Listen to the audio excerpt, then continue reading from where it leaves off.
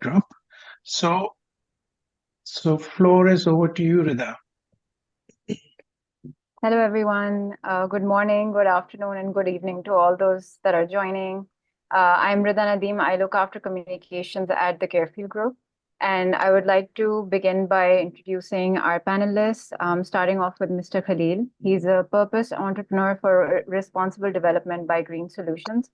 He leads Net Access by Netherlands, a Dutch initiative in the South Asian region for providing solutions for much needed natural resources and their conservation, such as water. Mr. Khalil has been instrumental in bringing in lead technology players from Europe to Japan as partners to work together in this region for upgrading and making the difference in lives of this region against climate risks and for sustainable living norms. Moving on to Dr. Iram, she's a researcher, has degrees of LLB, LLM, SJD from the University of London and Harvard Law School, and is a member of the Bar of England and Wales and the Honourable Society of Lincoln's Inn. Her work is centered around studying water, both as a physical as well as a historically constructed shared governance resource. She is the former program director at the Sustainable Water Management Program at Tufts University and an adjunct professor at the Elizabeth Hobbs School of Law, Pace University. Next, I would like to introduce Mr. Minar. He is an experienced and trained professional in the field of shelter response, housing reconstruction programs, settlement planning, and post-disaster recovery coordination. He has been working in various roles such as the National Coordinator for Sindh Housing Recovery and Reconstruction Platform, Pakistan, National Coordinator for Housing Recovery and Reconstruction Platforms, Nepal, Program Manager and Technical Advisor for Government System Strengthening Programs, and other emergency and recovery projects in Nepal, Bangladesh, and Pakistan with CRS. Next, I would like to introduce Mr. Shohail. He is a passionate advocate for climate resilience and sustainable development with a background in environmental sciences and management. Mr. Shohail actively collaborates with stakeholders to find solutions for clean water, sanitation, and climate adaptation in vulnerable communities. He is dedicated to empower youth, supporting their climate activism and policy engagement.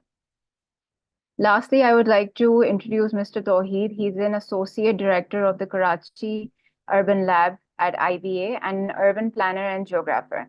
His research and teaching interests span urban informality, infrastructural violence, climate change, land tenure dynamics, and GIS-based mapping. Mr. Tawheed is especially committed to training youth as a mapping advisor at the Urban Resource Center through conducting a community architect training program. And as we begin our session, I would just like to announce that we will be taking questions towards the end of the session. Whoever has a question can raise their hand and they will be given access to speak. And we would like to start off the session with a Menti poll. I am just resharing the polls link in the chat again for everybody to have access to it. So please feel free to contribute to the poll. And as I hand over the floor to Mr. Khalil as we begin our presentation.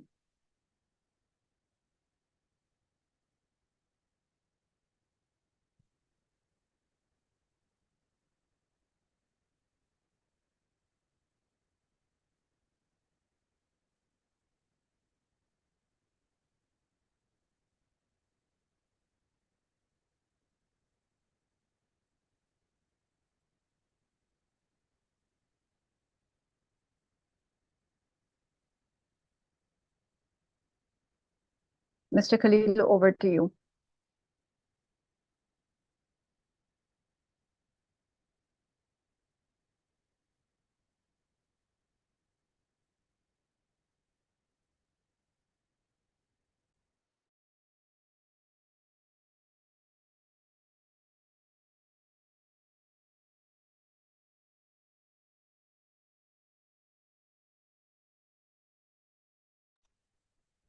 Hi, can you hear me?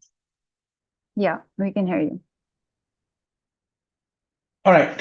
So this slide just shows the title of what we are speaking about, and the important is here the bottom line, turning the waste into the value.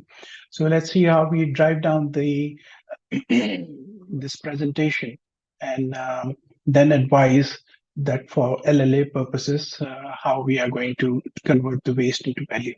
So this is little about Econom. So Econom, as Rida told, is a Dutch initiative in Southeast Asia.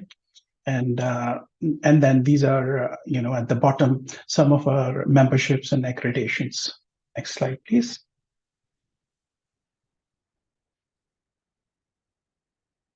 Yeah. So these are our associates, a few from Europe, a few from Japan, and a few from America that we are working with in this region. And what slide shows is, these all partners work towards the conservation of natural resources. And but then water is the main sector that they are assisting us, or they are providing the technology here in Southeast Asia. Next slide, please. So let's set up this sprinkle for this. Yeah. So we just found out that number 40 is really fortifying the water scarcity, meaning that water scarcity affects the 40% of the global population living in water scarce area. With current practices, if we keep continuing this, the world will face 40% of the shortfall between the demand and available supply of the water by 2030. And then again, by 2040, 1/4 of the children will be, 1 out of 4 children will be living in the areas with extreme water shortages. And this all really challenges the global 1/4 GDP. Next slide, please.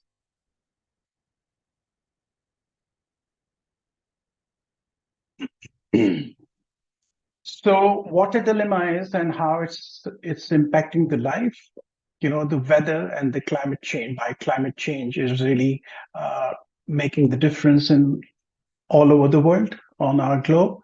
So these are hydrological, cycles which are making the water more unpredictable. Increased frequencies of floods, as well as the droughts and the heat waves. And then roughly a billion people living in monsoon bases, and 500 million people living in deltas are especially vulnerable. So from the LLA perspective, we will also, go down and address that how we can help these people living into the deltas. And then the water is infungible. It is something which cannot be it's replaced by any other thing. So the water alone is causing, merely from the property, 120 billion losses per year. And then so many disasters are happening, but 70% of the disaster, or 70% of the deaths, are because of the water-related disaster. So water insecurity alone creates, it's multi-pronged. It creates the food insecurity, health insecurity, energy, and it altogether these things really impetus the imbalances and the inequalities. Reason is why I say the SDG is not about SDG 6, but we believe that SDGs flows through all the SDGs. Water flows through all the SDGs. Next slide, please. Okay, these are some simple figures, but very important. In simplest term, water makes about for 71% of the Earth's surface. Of all that water on the Earth, 99.7% of it is in oceans, soils, ice caps floating in the atmosphere, and so on. And then this very important number, which is merely 0.3% water, which is usable for humans, but that doesn't mean it is attainable also. And amongst this water, there is 0.009% of the fresh water in lakes, and just 0.001% are rivers. And by the way, this segment is the segment where the 80% of the water is available for the daily uses. And another form of the water is equifer, and there we find another portion which is 0.61% of the water. Next slide, please. So this is also very simple. We heard it in our childhood also, but again, it is very important that 70% of the water is used now in agriculture, and that's the dilemma, and that's where the innovation is required. That how to reduce the water quantities being used for food productions, and 20% for the industries, and 10% are being used by us. Next slide, please. So what needs to be done? Generally speaking, if you see the last declaration in last WEF session, this winter session, they boil down to the suggestion that we need really to strengthen the legal and regulatory framework, and we need the development and the infrastructures which is resilient, and most of the water is not priced. So and especially in the South region, so we really have to do the pricing and give incentives to allocate better, regulate, conserve, and recharge the water resources. And then we need the information systems, not only for monitoring, but mentoring the discourse of water and water management, decision making about the waters and uncertainties and hydrological forecasts. And of course, we need to invest in technologies to conserve water and and provide it to the people who need it the most. And they have also noticed that though we can have the mega projects, vertical investments, but then decentralization is going to be the key. And if we decentralize the system, that's how it makes sure that communities and the people are getting these resources, these investments, and the benefits out of it. So, and then, the bottom line, the topic that we have this evening is also we cannot just keep on using the water, but we need to recycle the water and reclaim it and reuse the water. Next, please. So how does the demand go vis-a-vis population? In last 50 years, thanks to mankind, our water in demand has tripled. And right now, it's increasing 64 billion cubic meter per year. So the way world population is growing, 80 million increasing population per year. So that means by 2050, we are going to have approximately 10 billion people. And that will require, that requires the 50% more agriculture and the 50% more food to feed those people. And we already said that agriculture is already consuming the 70% of the waters. So it's going to be more harsh if we don't innovate into the irrigation sector for the agriculture purpose. And that also means that we'll be requiring 15% more water withdrawals. So now this much water is being used. So the question is, when we use it, where does it go? So let's see, where does it go? And what's wrong being done? Next slide, please. Wastewater. So some people think water once used is a waste, it's a burden, and then we are discovering that freshwater streams are really reducing. So it is certainly a resource not only for reclaiming the water and reusing it, but reusing it for other purposes also. So 380 billion cubic meter per year, only the municipal wastewater is being generated. And by 2030, this is going to increase by 24%. And then by 2050, this is going to be increased by 51%. So this much of water being wasted or just drained or polluted after being used, we need to really think seriously what to do about it. So world's 80% of the water is being released in the environment untreated. So that doesn't mean just the waste of water, but a lot of this water is highly polluted.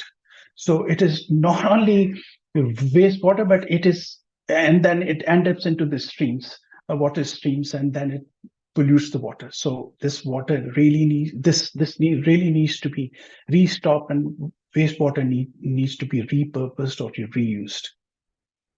So as far as the treatment of water concerned, if we see that in high income countries, it's not 70%, but up to 70%. Few of the countries are really treating the water, 70% of the wastewater, and then upper middle class is 38%, and 28% low middle class, and just 8% in low income countries. And that's where the most of the population is, most of the water is required, and the most of the water is wasted. So that's where the most of the water needs to be reclaimed. Well, all over the world, but here especially. So what is the impact? Almost 80% of the diseases in developing countries are associated with water. And one horrible example is that 5,000 children die of diarrhea. That means one every 17 seconds. So this is a pity state. And then, the next line is that wastewater can be made usable, saving the fresh water and saving these lives as well. Next slide, please.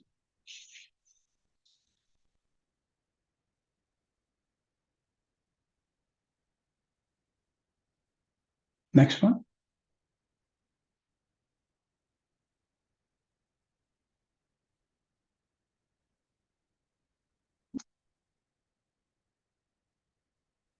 Okay. So, as I said, water needs to be recovered and reclaimed. So, how? All right. So, what we are doing is, we are really generating we are using the water really carelessly and polluting, and then this water I already said is we are polluting it, and then the weather and the climate change that we have. Then the glaciers are melting at higher speed than ever. And so, and what we are committing is, we are thinking that water is disposable. It just comes, and then we just use it and dispose it like we dispose other materials. So it is not. So there's a famous saying by WWF that mankind has to think that water doesn't come from the tap, but it comes from the nature. So we cannot afford anymore to, to use it in a linear manner. And we have to, linear means that, like the other stuff, take, make, and dispose approach. So, so this is the open loop that we are living in, and then we for sure need to to reclaim the water and that close the loop so that this water comes back to us. And there are many ways to do it, and then we have to find the green ways how to get it back. So like the water uses, same way we have two kind of wastewater, the domestic wastewater. One is industrial and other is domestic. Next, please. Yeah. Well, this is a famous PUB model, the Singapore model. When we talk about the closing the water loop, so this is the overall picture that we have to do. But since this is another topic, and it involves agriculture, the food production, the rain, seas, and so on and so forth. So we are just showing that what exactly means by closing the loop. So these all segments need to be addressed to close the loop in real manner. But right now, today we are discussing that how the wastewater can be reclaimed as a resource and reuse. Next slide, please.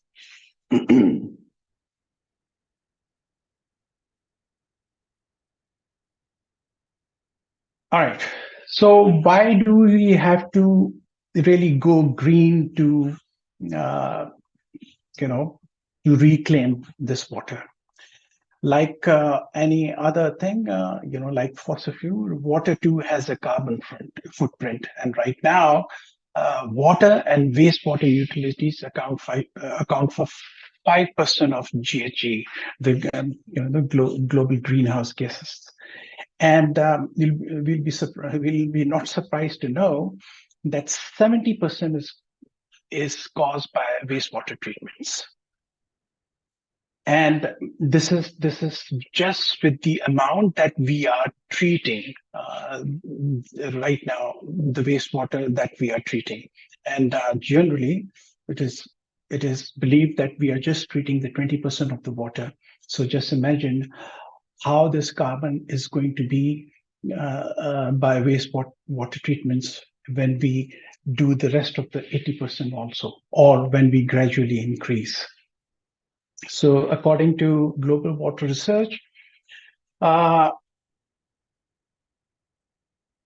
if we do this, all the water, so this is actually going to add 10% more footprint to the from the sector, and which is not possible while we are really approaching to get to net zero by 2050, and around the corner reduce it by 45%. So we really need to think of the innovative ways to reclaim this water. Number one, we need the water. So water is scarce and we cannot use it so generously, rather carelessly. And then we have to recover it. And when we come to recover it, we have this kind of a challenge. So, and then, when in wastewater treatments, when you do it in centralized ways, you have a huge sludge, and that sludge means methane. And methane is 84% more potent than CO2. So it really requires utmost prudence. Next slide, please. So these are the few ways how the technologies work. What kind of technologies we have. There are multi-layer functional, the conventional ones, and there are MBR and the sludge activations and the semi-package.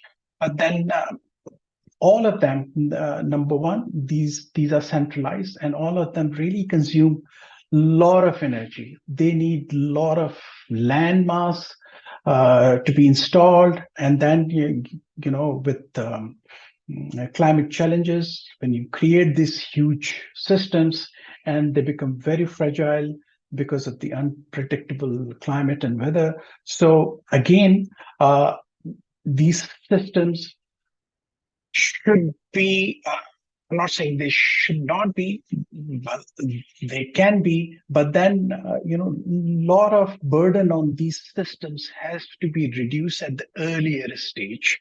in earlier clusters at the community level, so that if even the effluent comes, it comes in a manner where the least energy is used, where the least carbon footprint is used. So there are systems which can really offload up to 90% of the biological load at the site where this wastewater is created.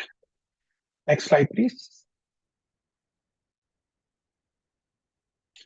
Yeah, that's what I just talked about. If you see on the right-hand side, that's how the centralized systems look.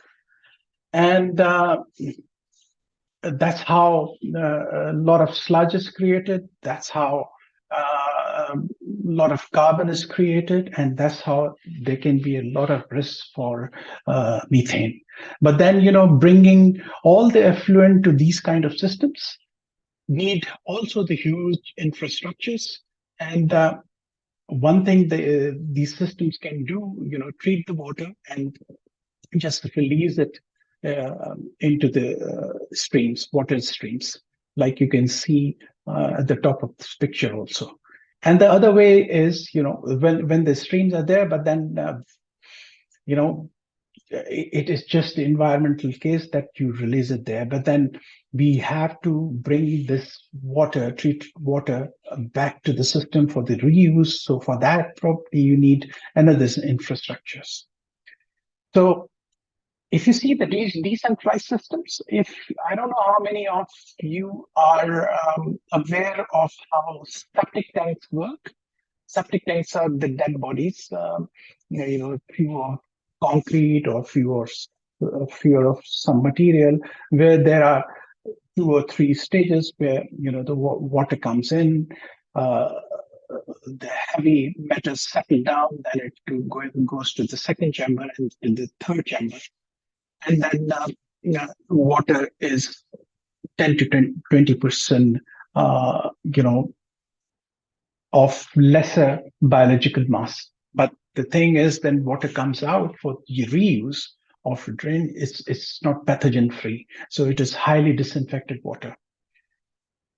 So what Japanese did, we should have shown you a slide how Japan looks before during the industrial revolution, and then how Japan looks now through the system which is called Jukaso. The system which is called Jukaso. So if you see into the system at the right hand side, this system is also doing what this small cylindrized system is doing. That means there is a sedimentation, there is anaerobic system, there is an aerobic system in open air. As you see this here, few are closed and the few are open. So this system, this cylinder also has, anaerobic and aerobic, and then we have aeration chamber, and then in the end, it is disinfected before water is released. So there is if few of you are aware of the chemistry, there is one component called BOD, the biological oxygen demand. Usually the wastewater has 300 plus, but then this small system, which is modular, it's scalable, can really offload it up till just 20 BOD. So why is it smart for, this is LLA centric. That means it can be localized. It can be from one house to the community, and from a small community to the clusters of the communities. And then it is advantageous to the communities. It's affordable. And then main thing for the climate change and the products for the communities is that they should be understandable and they should be replicable very easily. So this system is replicable, also easily replicable. It's modular. That means, you start with the one and then you can add other, and it is scalable. So again, you don't have to go to the grid, and you can be grid independent. And when you have, the wastewater addressed, and then when you have the clean water recovered, I think this really covers the SDGs also and the clean water availability. And then we can say this is a wash centric. Next slide, please.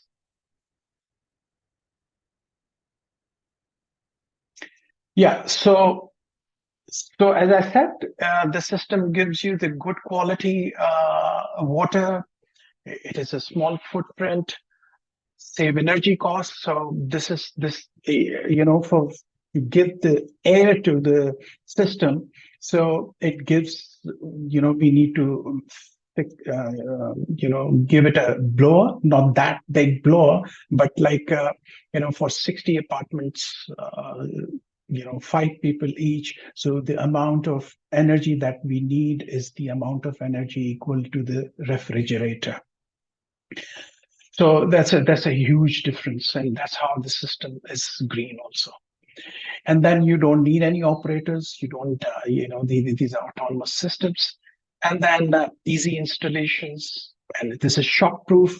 So one challenge in climate change is that if the flood comes or some other disaster comes, so everything goes haywire. So how do you recover it? So these systems are, you can recover them very easily, and then as far as greenhouse gases is uh, concerned, so it reduces tremendously. Next slide, please.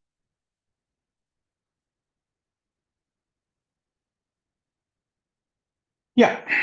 So on the left-hand side, this is a system that we saw inside that cylinder, and that's how these cylinders look. And then good thing about is they can be underground and they can be above ground also. So if you have land issues, so you can really bury them under the green. You don't even see them, or the parking lots in the urban areas, and that green land can be used for other uses. So these can be looped. Wish we could have shown you other slides where these systems are looped. So you can put another system besides the first system, and then another system to find the third system, so on and so forth, and it goes up till the one cylinder goes. They come into the different sizes. The one cylinder goes from 1 cubic meter to 50 cubic meter, and they can be looped further into any quantities. Next slide, please. So. Before these wastewater treatments, world was doing, but there was a high demand of ETPs, effluent treatment plants in the industrial areas, because consumer wanted that they want to wear from the industries, or they want to use the goods from the manufacturing units, who really take care of the water. They use the less water, and then if there is a toxic water through the processes, they make sure that this water is treated before it is drained out, or now ideally it should be recovered. So most of the world was reluctant to do this, but then the areas like where these goods are consumed,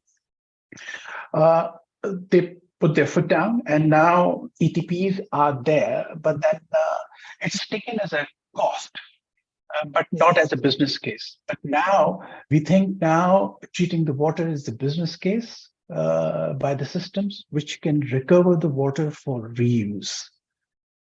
So water is, we know, it's not only scarce, it's costlier also. And then, to manage water, we need really costly infrastructures. So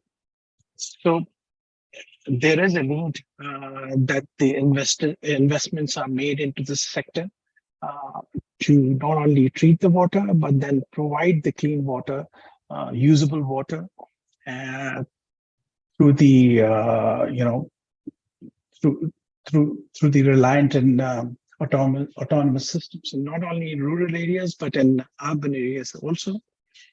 And So I'll come down to the bottom line, that there is estimated 301 billion market in 2022, and that has grown for the wastewater treatments, that has grown to the 323.32 billion in 23, and is projected to grow up to 536 billion by year 2030. So this is around 7.5% growth, compound growth, which is seems to be even bigger than the GDP growth of the world or any other country. So I think that was last slide. Rida, do we have any? Yeah, that was last slide. Yeah.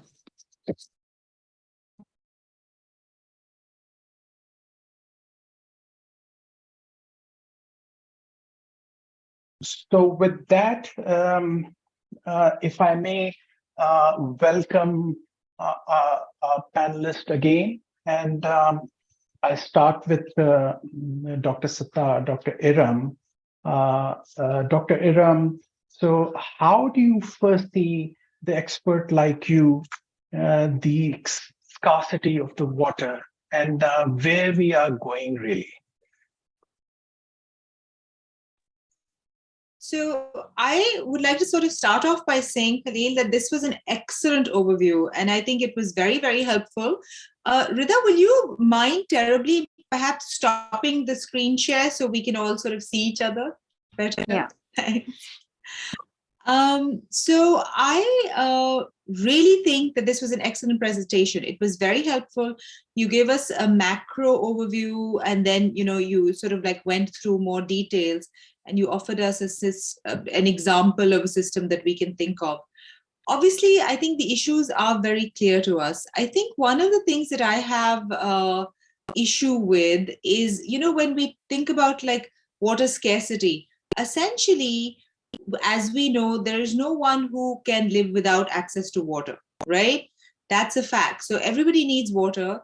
The only thing is that what we are not being able to give is quality water and in sufficient quantity to people, right? So those are the two problems. Everyone is getting water, and there are very good studies that show that, in fact, the poor pay a lot more for water, right? So it's not that they are not, I mean, you need water to live. There's no other way to get around it, right? So there is access. It's just very bad. It's expensive, and it's for bad quality. So that's where the unfairness comes in. And those are the equity issues in water access, right? So that's, I think, the real problem that we should start also sort of being really clear about. The other thing on this is, I think that essentially, as you were indicating, the amount of water that is available is more or less the same, right? In that seawater has not become sweet water. So the quantities of these things are quite static. What human beings have done over time is to go deeper, right? So that's where there is aquifer stress, because we keep going deeper. But of course, as we know, that is expensive water to extract. But so the water stays the same. It's the denominator of human population that is changing, right? That is where the reason there is more demand for a fixed amount is because now we are nearing about a 10 billion population at the half century mark. So it's the human population that's kind of the denominator is the issue. The water is the same, it's the denominator issue.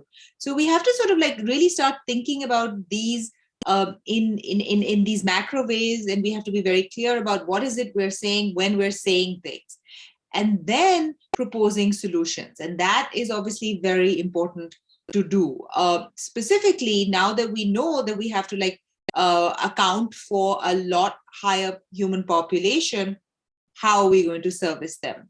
The other thing is your talk, and I completely understand that that's the focus of this panel and this part of this major conference that's going on.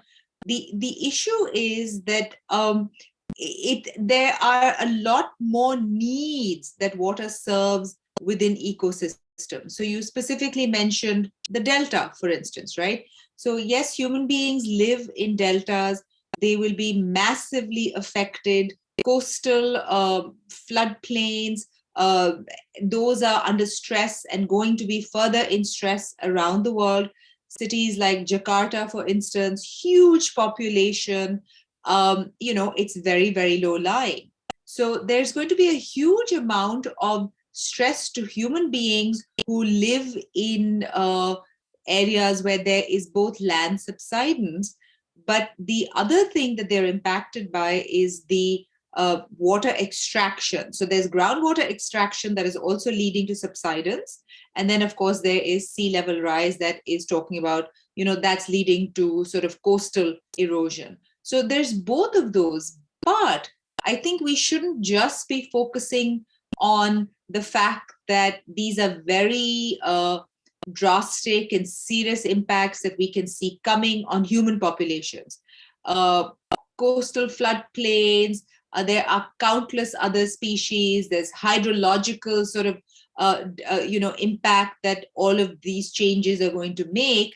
And again, a lot of other species are not going to be able to survive in these places. So I think that's why we need to sort of like disaggregate a lot of these strands and then talk specifically perhaps about solutions, because extraction and maximal extraction for human uses, especially for agriculture, for industry, for power plants, is very much a fact of life.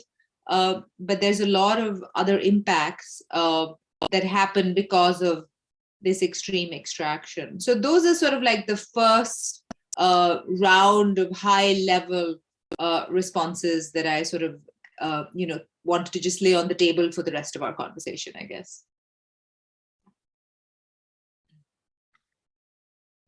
Yeah, You're thank you mute. very much. Yeah, I'm there now. Thank you. So, Dr. Sattar mentioned a couple of times Delta, and we highlighted in our presentation also. The Delta and the coastal areas are really important areas, and that's where the most of the people are suffering.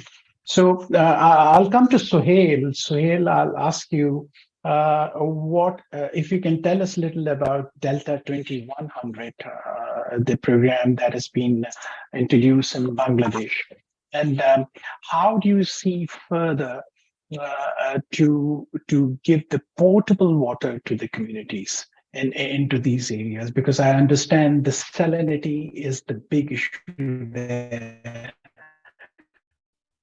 And then the converting into the potable water. So, what's Sohail? Hi. I think I got the last bit of it, albeit it was a little bit cut off. But prior to starting on what we think about the Delta and as well as how water security and water scarcity affects Bangladesh, I'm going to give a small example, understanding of where and what Bangladesh is. So Bangladesh is basically a low-lying country, and is also known as the seventh most kind of vulnerable area, and is roughly hit with a roughly $11.3 billion worth of damages in terms of due to climate change, which is roughly 2.47% of the GDP of the country. Now, there are policies in place which take into consideration climate change as the forefront and centered area. One of them is the National Adaptation Plan. The other one that we just mentioned is the Bangladesh Delta Plan 2100. Alongside with that, we do all the Perspective Plan 2041 and as well as the BCCSAP, which is the Bangladesh Climate Change Action Strategy. Now, that being said, one thing that is also to note is the National Adaptation Plan has a total budget of $230 billion, of which 42% of this investment is supposed to go into water. Now, when we talk about water, we need to also look into consideration of the climate financing that goes behind water. So if we look at the financing that's given, only 3% of the climate financing is going towards water, which we also see is a huge juxtaposition because the water crisis is also seen as a climate crisis. As of current, around 200 billion is required for providing proper water sanitation, which will definitely require blending of finances and as well as there's a potential of 500 billion a year if water investment is optimized. Now, I'd like to talk about a little on the uh, aquifer and as well as where Bangladesh gets its most of water from. Bangladesh mostly gets its water from the aquifers, and that has caused tremendous environmental detrimental effects as well because we extract in the ballpark of 1,600 million liters per day, leading to 2 meters of water aquifer subsidence every year, which is a huge issue for us. Now, taking that into consideration, one of the major part of our country's GDP comes from industrial, mostly the RNG sector. Now, wastewater is one of the major areas where the RNG sector as well as industrial areas affect the environment. Now, generally, when we talk about water or treatment plants, there is the MLD, which is the minimal liquid discharge, and as well as the ZLD, which is the zero liquid discharge. And I would like to mention a little on that is because the minimal discharge is where we find that 15% of the final discharge is basically fit for discharge outside, whereas the 85%, which is a higher quality or grade, is reused inside of the industry for the production processes. Now you could tell why is that 15% at a lower rate, but it's being discharged outside because the amount of financing that's going to be necessary for all of this is going to outweigh the amount that is necessary for the 85% of the treatment.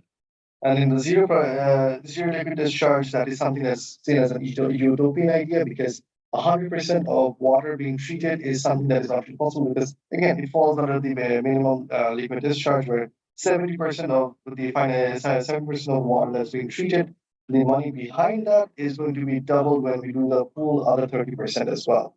Now, something to consider in this case is there is technically no cost for extracting groundwater because the amount of money that is required to be invested to produce a groundwater extraction plant with an industry is basically a drop in the ocean when it comes to the finances required. And these meters for water utilization are not really well monitored as well. So that leads to a lot of water extraction, but not really well water monitoring, and as well as leads to misuse of water. Now, in the way you can look into this is again coming back to the development plan and national adaptation plan, and as well as how all of these policies bleed into the SDGs as well is we need to have proper financing for this. There needs to be proper financial incentivization from both the banks and government as well. Because as a current Bangladesh Bank, the Central Bank of Bangladesh basically provides loans for sustainable financing at 5%. And these are then used by commercial banks at a higher rate for sustainable practices. No organization is going to have that requirement where they would feel the need to use a loan at a high rate for better water utilization because again, as we mentioned, there is no proper monitoring of this. But this is where the policy's enactment allows for monitoring and as well as not only that, implementation of such areas. And the blending of finance, as I mentioned, allows for special purpose vehicles and as well as special products to be allowed from commercial banks where wash financing, wash bonds, and as well as water bonds allows for lower interest rate financing, and as well as incentivizes organizations to have sustainable practices. People are already paying for water in our country because in a lot of the places in the coastal areas and riparian areas and as well as drought-prone areas, water is seen as a scarce resource. So either you basically have very primitive adaptation methodologies where you basically filtrate salt water, or you go into boreholing or groundwater extraction. And all of these also have water being paid by people are paying for these sorts of water as well. And that leads to a lot of problems because generally it's the destitute who are having to pay exorbitant amount of prices for minimal amount of water. And that being said, the Delta Plan allows for having interventions, especially in the southern parts, the coastal areas and as well salinity-prone areas, alongside with other industries as well, where we have agriculture, which is the highest user of water, and then as well as the industrial areas as well, such as the RMG that I mentioned. So it is streamlining of these water utilization as well as proper and safe utilization of water through blending of finance allows for a sustainable growth. I believe that is where the resilient water accelerator comes in as well, because it identifies that there needs to be a proper regulatory body in terms of making these financing as well as investments proper through channels, which will allow for private investors to come in with appropriate incentives and as well as emphasis on governments as well to clamp down on these policies as well. With that, I think I'd like to finish my 2 cents. Yeah, thank you, Sahil. That was great insight, and you briefly touched also one of the important topic, the capacity building and the investments and finances. And so with that, I move to Minar. Minar, you have had excellent experience, for the flood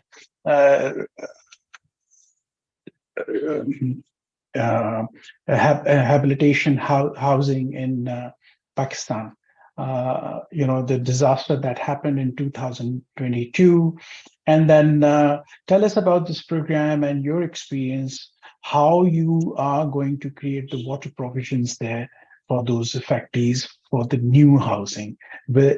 Is there going to be provision for sanitation and water, or you have some, or they'll be just having the houses and you do the water requirement or sanitation requirement the same way they used to? Over to Mina. Thank you very much, Khalil. I could not turn on my video. Apology for that. It was quite interesting to look into the overview of the challenges that you presented at the global level and the increasing demand and increasing scarcity projected to 2030 and 40. It was quite enlightening when I was also listening to Dr. Iram and Soel. Now let me take you to center of the problem that we are facing in this post-flood recovery process in Sindh. I'm currently attending this call from Karachi, one of the second highest city, highly populated city of the world, where 40% of people do not have access to running waters, and the population is increasing day by day. Apart from Karachi, there is a rural periphery of Sindh, which is one of the province of Pakistan, where the flood has affected more than 3 million families and more than 12 million people. In the aftermath of flood, more than 2.5 million houses were swept away, thousands of schemes were destroyed, and different latrines and different sanitation facilities were destroyed. Now, after flood response, emergency response, the government has decided to establish a company called Sindh People Housing for Flood Affected, which is a government public sector company with the responsibility to rebuild the house. And when we talk about rebuilding the house, it's 2.1 million families, 2.1 million families, which is like 12 million population. And this population is already bigger than 15 countries of the world. So I just wanted to give you the caseload of the entire population that were affected by flood. When we were looking into access to water, stats on the ground, more than 40% of people living in this area with average monthly income of 15,000 Pakistani rupees does not have access to quality water. Again,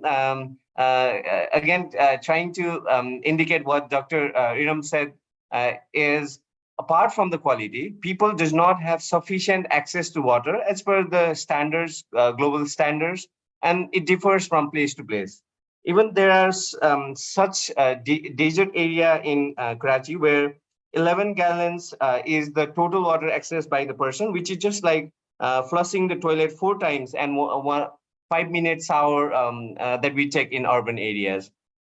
Apart from that, in other most of the places, so 40% of the places, people are accessing the shallow water, which is just putting a hand pump and accessing 30 to going down 30 to 40 feet to access the shallow water, which is high above the aquifer.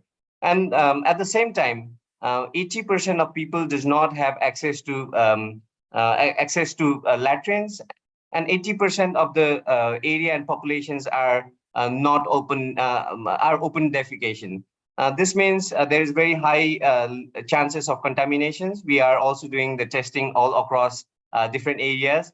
And when I'm putting all these challenges together, while building the house, the government have also decided in support from different financial institutions like World Bank, Asian Development Bank, Islamic Development Bank, and grant support from different other organizations. We are trying to look into the water and sanitation solutions.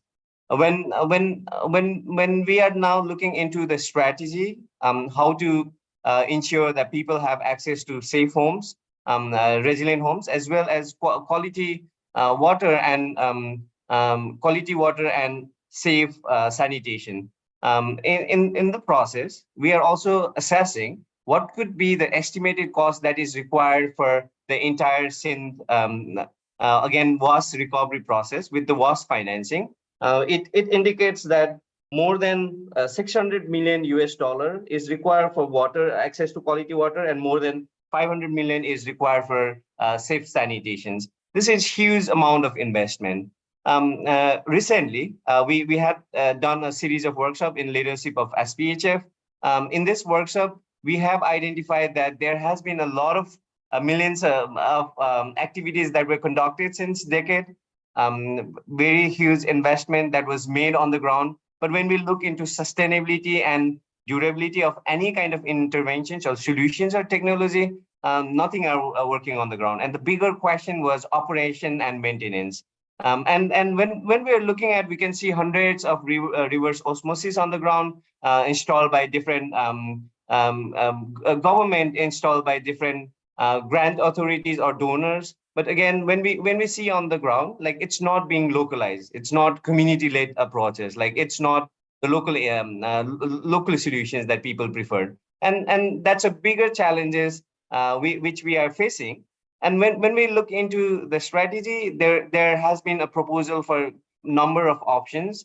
But again, if we like to connect this local scenario with the global context, when we think of circularity, even the access of quality water and the right quantity of minimum quantity of water is the bigger questions. The reuse and rehabilitation is going to be very challenging. Here, I'm just representing the challenges we are facing and trying to get the support from different organizations like WaterHate, UNICEF, and many other organizations working in this sector.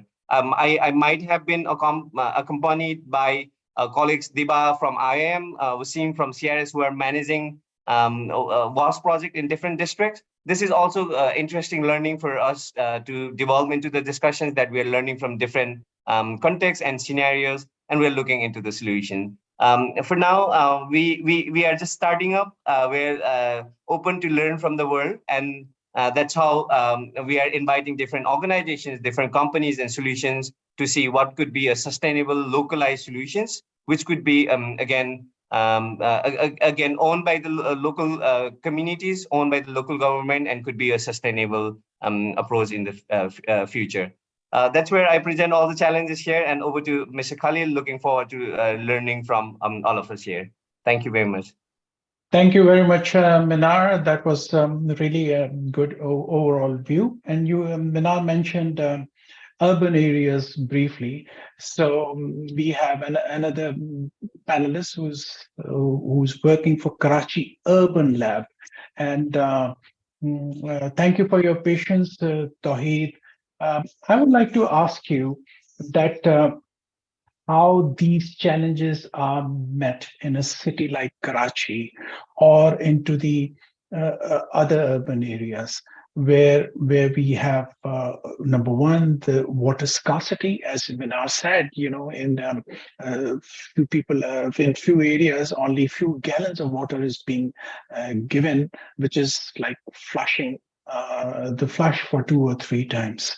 So tell us about little bit of about your research.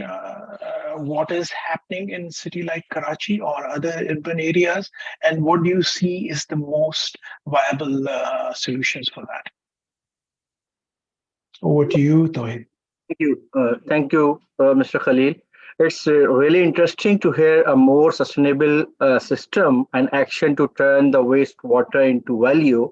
And we must think how to implement is at grassroots level, specifically in a city like Karachi, where the concept of waste into value is a novel thing for the common citizen till now. Although there is remains a significant 50% shortfall in pipe water supply compared to the demand, so consequently, reliance on rapidly depleting groundwater resources is increasing. And with Karachi experiencing a groundwater depletion rate of 5 to 6 feet per year, notably, it's higher than the national average of 2 feet per year. And the completion timeline uncertainty surrounding water infrastructure projects like the Greater Karachi Water Supply Project, which is generally called K4, adds to the concern, especially with no comprehensive future plan for the water supply for the city of 30 million people. Additionally, if we have to look, there is a lack of awareness and implementation of water conservation practices, including reduce, reuse, or recycle, that exacerbate the water management challenges. While in pursuit of sustainable water management, the concept of circularity has emerged as a guiding principle.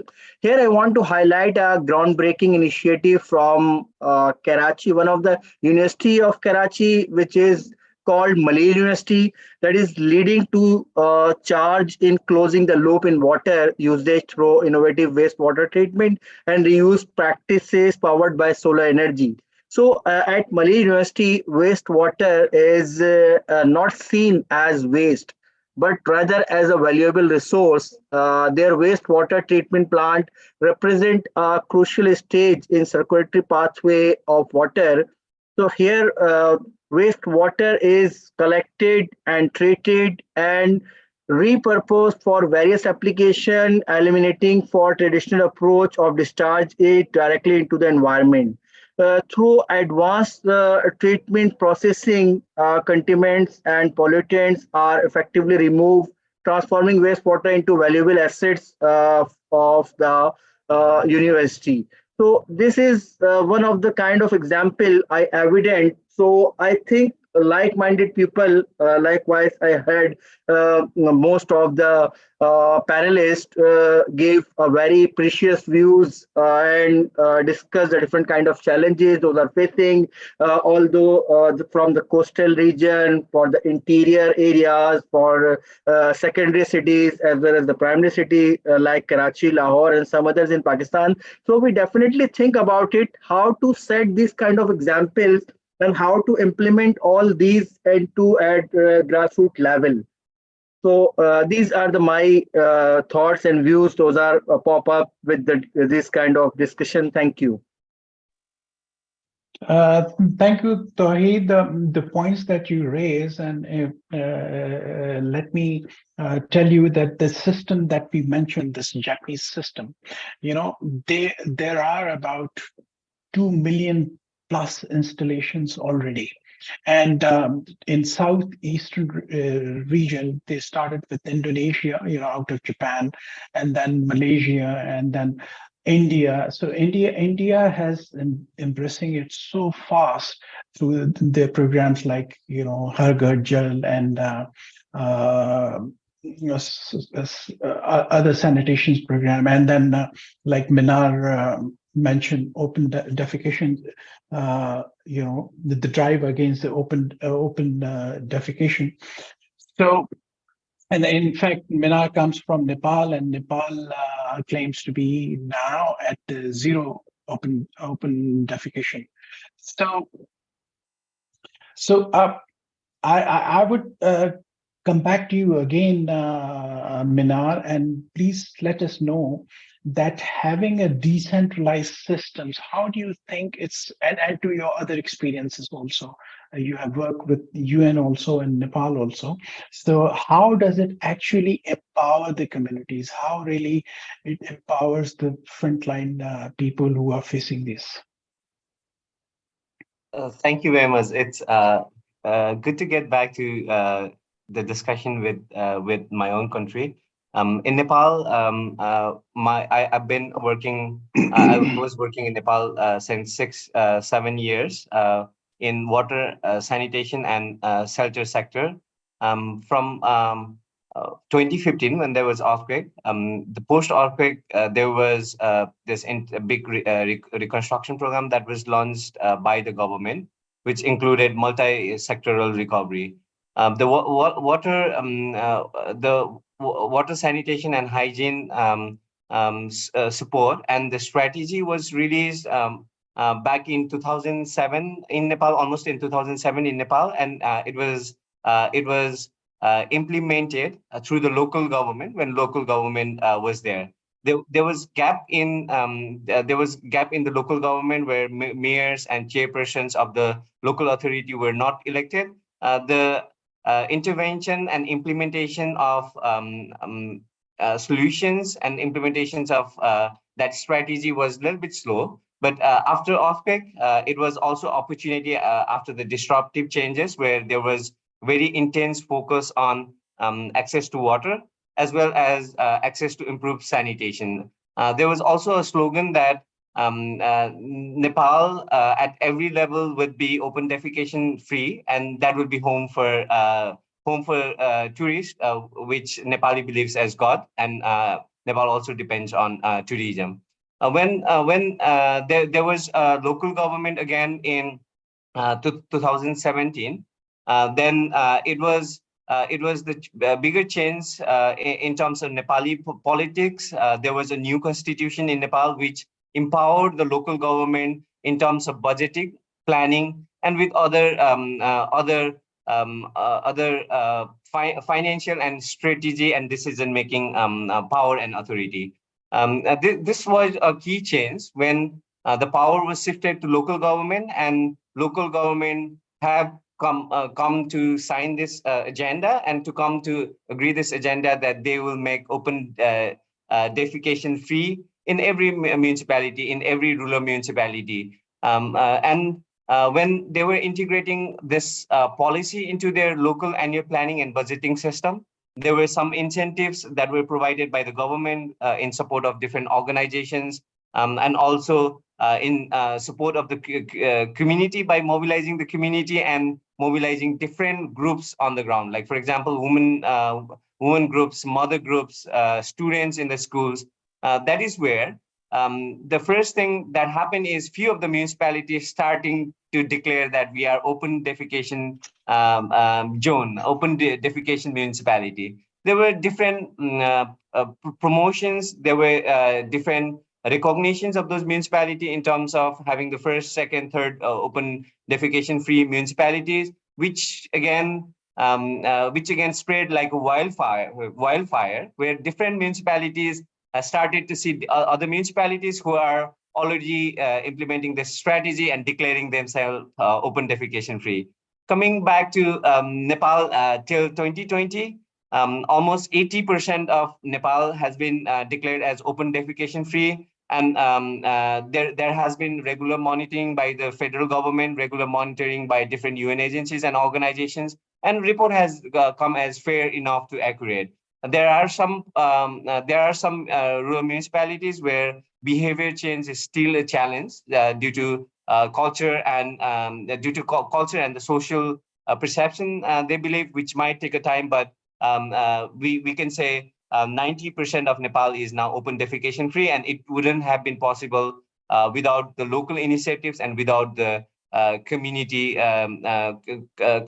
acceptance and support that was coming from every municipality, that was coming from 700 municipality across Nepal. Over to you. Lovely, Mina, lovely. Thank you very much. And Sohail, if I may ask you for your quick insight, the Global Adaptation Center, the Dutch initiative from Netherlands, when they started LLA, locally led adaptation, and they decided to have the headquarter in Bangladesh, nowhere else. So how do you think this makes the difference in the lives of the common people and the frontliners?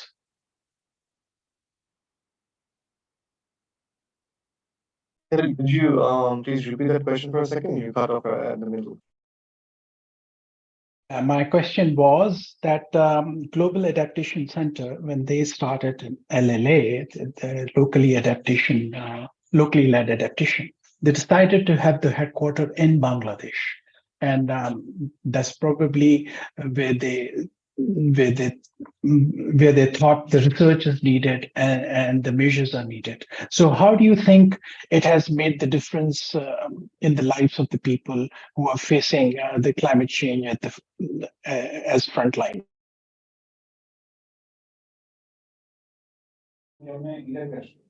Right. Thank you so much for that. So in my opinion, what I understand is having proper knowledge bases and as well as knowledge researches on this case as well, and granted the fact that Bangladesh being one of the top examples for climate adversities, allows for the solidification of the principles in essence. And as well as that, alongside with it, the GCA has worked in various degrees with a lot of the CSOs in the country as well, which allows for proper capacity building in the and as well as fund channeling in the frontline areas, especially in the south part of the country, and as well as in other climate-prone areas. Thank you.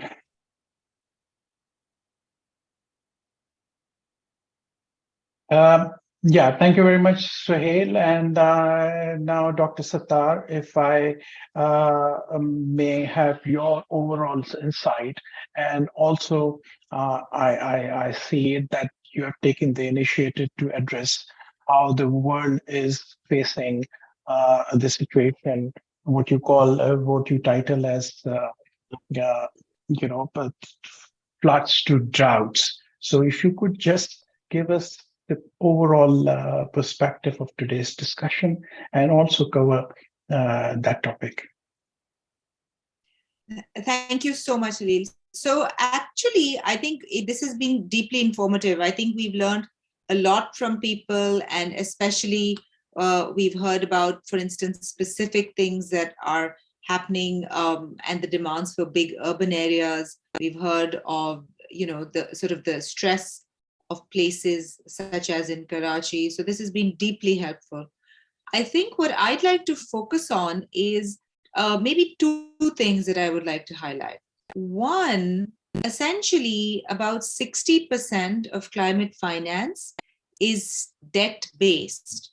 And I think that's something to really consider, because how are we going to finance the kind of appropriate infrastructure that will also be resilient for the long term?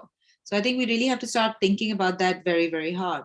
And as we know, like investments made today that are needed because of deteriorating conditions, things only get worse. So basically, the same investment we'll need, if we don't invest today, but we invest in 5 years, then we will need more money to be able to address these problems. So I think that's something that we need to sort of figure out better models for. One, the fact that the bulk of climate finance and sort of adaptability is debt-based. So a lot of the places that need more investment basically have lower sort of debt ratings, right? So it's not as easy to borrow at a low and efficient cost. So this is a problem that I think the world has to solve. It's not something that places that need investment will be able to solve themselves. But the countries have weaker finances, weaker sort of ability to borrow at cheaper cost, and therefore higher borrowing costs, just as would be expected. And the bulk of the way, say 60%, as I'm saying, that's a global average, that these things are financed by is through accumulating more debt. So that's, I think, something that we should not shy away from putting on the table. We really need to know how can we finance the kind of development that we need. Clearly, communities are in stress, but how do we do that, right? If there's a lack of ability to borrow or and be able to repay. So I think the financing has to be something that we have to think about in a very cold, hard way. It's not something that will go away, right? Those are just global facts that we need to think about. So financing for climate resilience, from which a lot of the water sort of infrastructure that we need to build also flows. So therefore, what you were putting on the table, where, look, we really need to start thinking about, something that is more a better fit for localities, that has a lot more local input, that has a lot of trained human capital that is then needed to maintain. So I think that I'm an educator at heart. So I'm always thinking about how do you train the next generation to take care of their own community needs. So I think we need to sort of figure out what are ways perhaps of apprenticeship that may not require a lot of external financing, big capital development, where we can train younger people to sort of train with, say, the present generation to say, well, once a community has something installed, how does it get maintained, right? How will it survive? Because there's no point in putting in a lot of investment.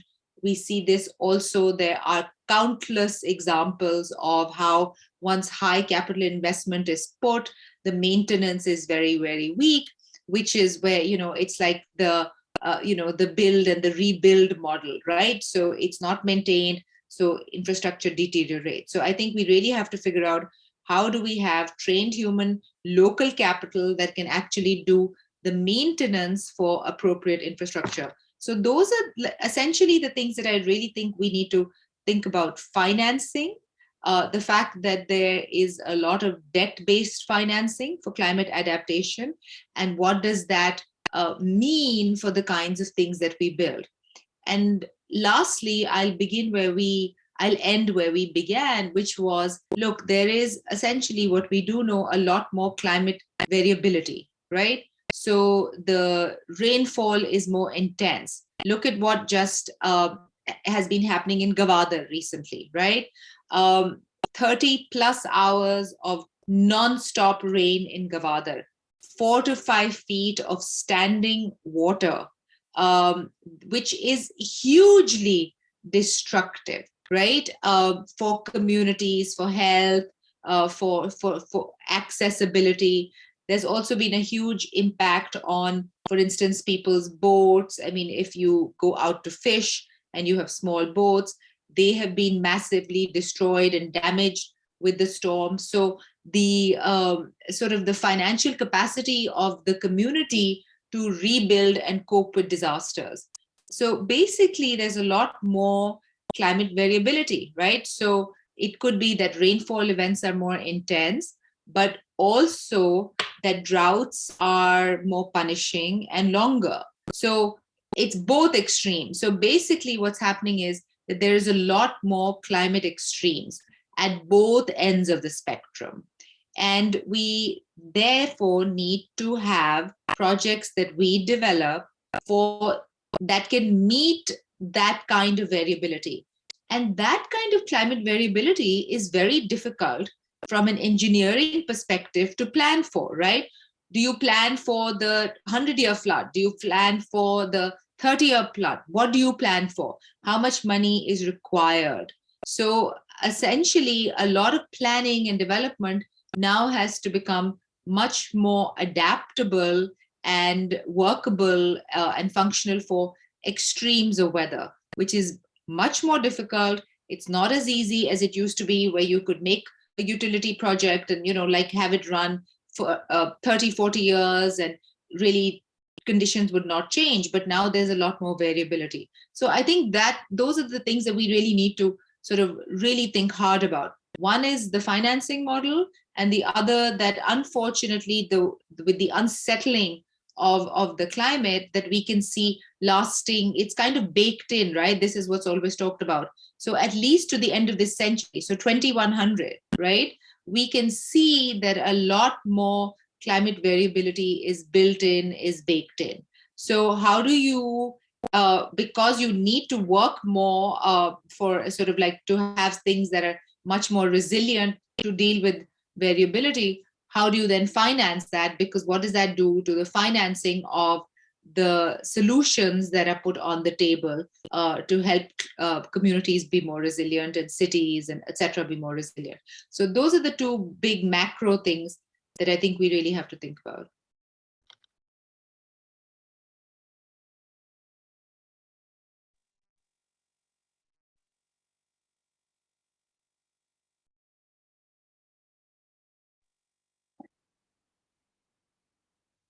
Thank you, Dr. Sattar. Thank you very much. Excellent wrap up and insight.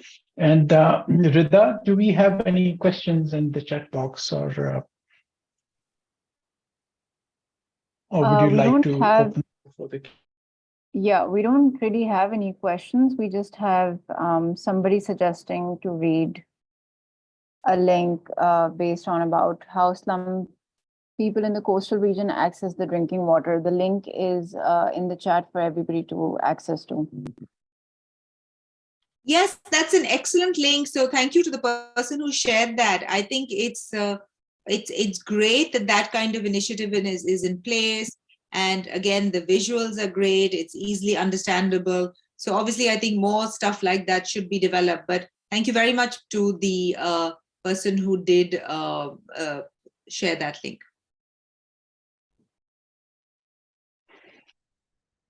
Yeah. Do we have any other question?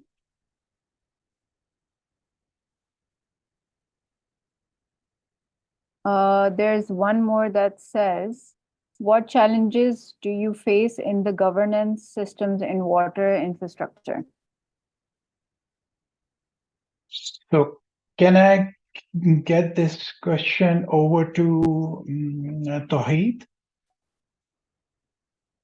Because really this is the issue in a place like Karachi. Are you there, Tawheed?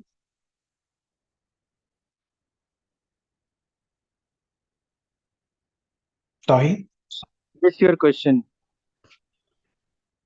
Yeah, can you repeat the question, Rida? Yeah. So Afsana is asking, what challenges do you face in the governance systems and water infrastructure?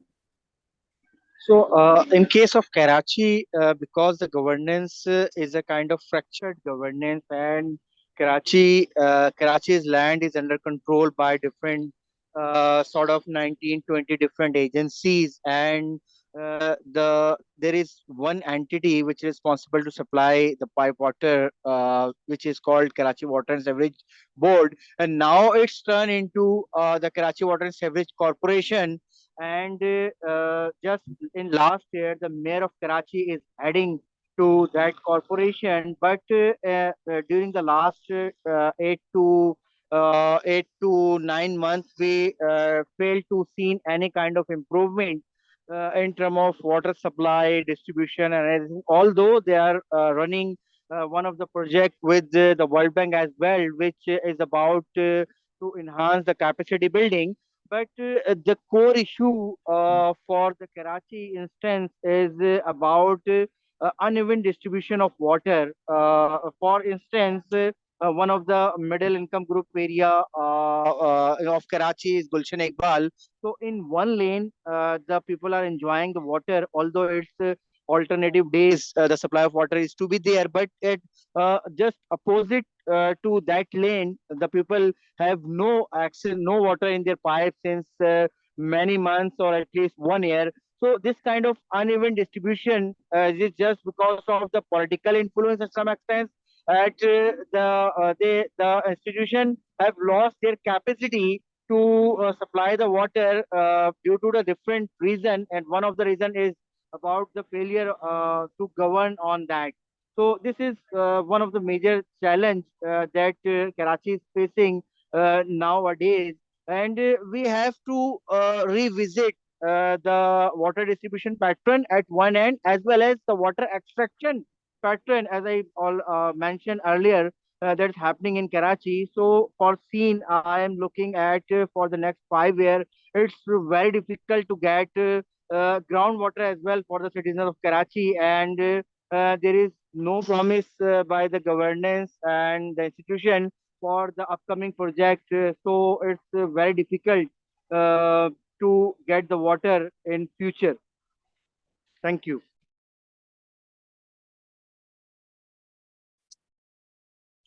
I know we have to. I know we're winding up in just a minute, but could I just quickly address? Somebody has put in. This is from an anonymous attendee. It looks like about remote sensing in GIS, and I think that's a very important point. To my knowledge, a lot of what GIS is now being used for, as well as remote sensing, is to try and figure out what's happening with flood prone areas. So in coastal communities, this is a growing sort of reliance on these tools, and to really try and figure out, what are at-risk communities, because it really does change how is it that we change practice, right? So you need a lot of information on what's happening to land, what is recurrently flooding, that changes land value, that changes the needs for drainage. So there is a growing sort of reliance on this at the moment, and a lot of this technology is increasingly becoming more accessible, less costly. So it's easy to deploy, and in fact, a lot of communities are now even using very low sort of cost drones, so that you can fly and you can really do much quicker assessment than other forms. So a lot of now low cost drones are also being used to figure out where the water is going. All right.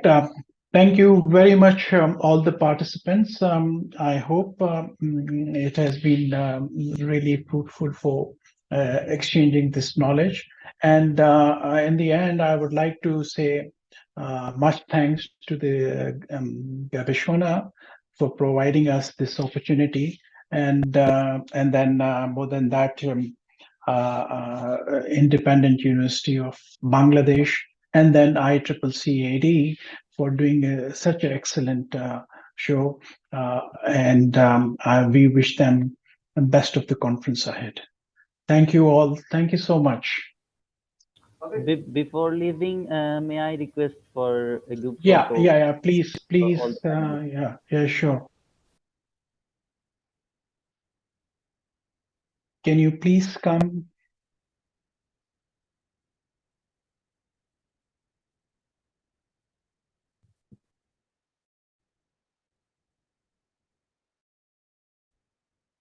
Khalil, closed out or?